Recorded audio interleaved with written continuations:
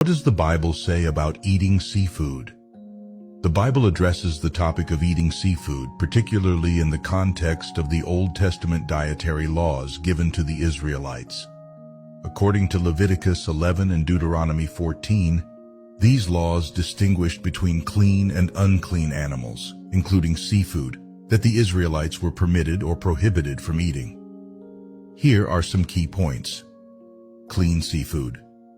Leviticus 11:9-12 specifies that the Israelites could eat any seafood that had both fins and scales.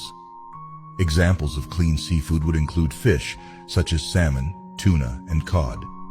Unclean seafood. Leviticus 11:10-12 states that any seafood without both fins and scales was considered unclean and should not be consumed.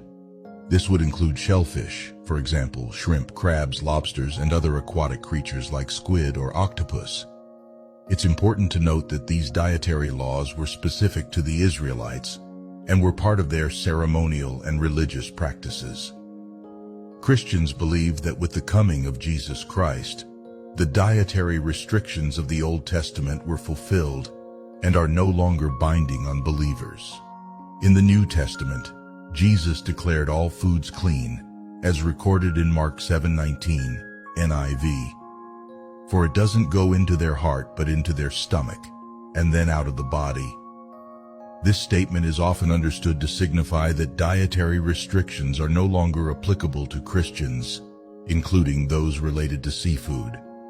Therefore, for Christians, there are no specific biblical prohibitions against eating seafood, including shellfish, as long as it is prepared and consumed in a manner consistent with general principles of biblical morality, such as gratitude, moderation, and consideration for others.